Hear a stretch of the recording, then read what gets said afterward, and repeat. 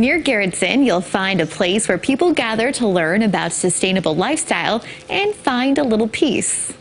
Yeah, the Jensen Farm hosts an organization called Glean for Good. Now, glean means to collect and use what is left behind.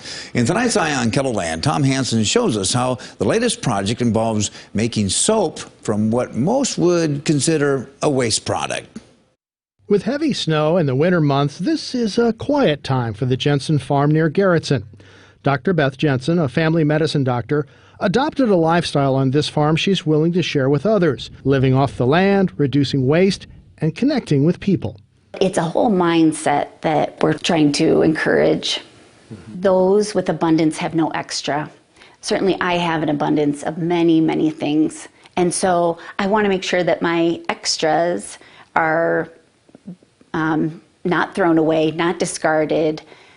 Instead, that they are helping, those around me. You might remember this farm as the place that hosts goat yoga, but it's so much more than that. Just ask the dogs, cats, chickens, ducks, geese, goats, pigs, sheep, cows, donkeys, and more.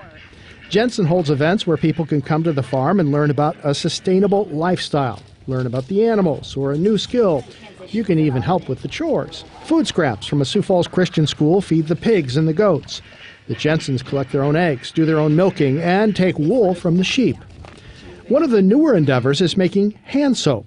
Beth offered to teach me the process, which is surprisingly simple. Basically 5 ingredients: water, lye, oil, coloring, and essential oils for scent. Lye is very caustic, so we were wearing protection. First, we mix the water and the lye, and bam, we're back in middle school science class. Just by adding the lye to the water, that water went up in temperature to almost 200 degrees. Mm-hmm. It's called exothermic reaction. Then we add the oil, in this case, waste from a nearby meat locker. There's a really good fat called suet around the internal organs, and it's an excellent way to, an ingredient for the soap. It's also very inexpensive. We mix the water, lye, and the suet. The chemical reaction changes the way the water and the oil molecules interact with each other. In this batch of soap, we are using pureed carrots as the natural coloring and lemon essential oil for our scent.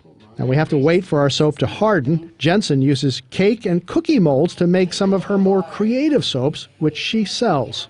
With these succulents, I just added sage, ground sage, to color those succulents, then put them in cupcake kind of containers, and then stuck them on a terracotta pot.